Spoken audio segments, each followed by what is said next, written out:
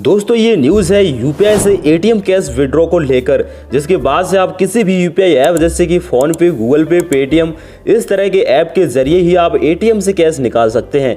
यानी कि कहने का मतलब ये है कि अब आपको एटीएम से कैश निकालने के लिए डेबिट कार्ड की ज़रूरत नहीं होगी।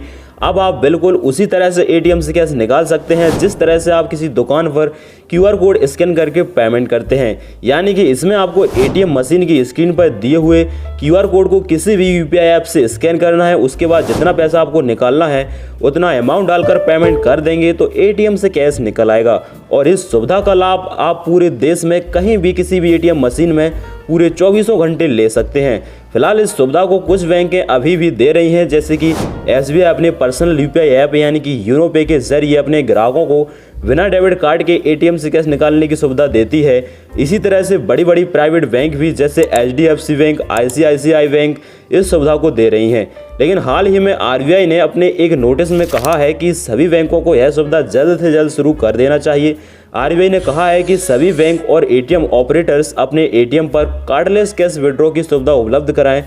दोस्तों आरबीआई के इस नियम के लागू होने के बाद एटीएम से कैश निकालने का तरीका पूरी तरह से बदल जाएगा और इस तरह से बहुत सारे फ्रॉड से भी बचा जा सकता है। दोस्तों आरबीआई का मकसद भी लगातार बढ़ रही फ्रॉड की समस्याओं जैसे कार्ड क्लोनिंग को कम करना है।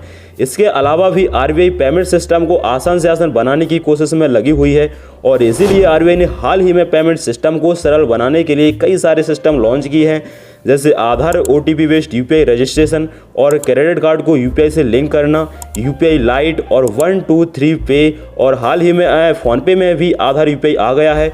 दोस्तों यूपीआई के जरिए कैश विड्रॉ की यह सुविधा 2023 तक सभी बैंकों के एटीएम में देखने को मिल सकती है। दोस्तों अगर आप भी आरबीआई को काम को सपोर्ट करते हैं तो इस वीडियो के लिए एक लाइक तो बनता है, और अगर वीडियो पसंद आई है तो चैनल को भी सब्सक्राइब कर सकते हैं। तो चलिए फिर मिलते हैं किसी अगली वीडियो में। जय हिंद।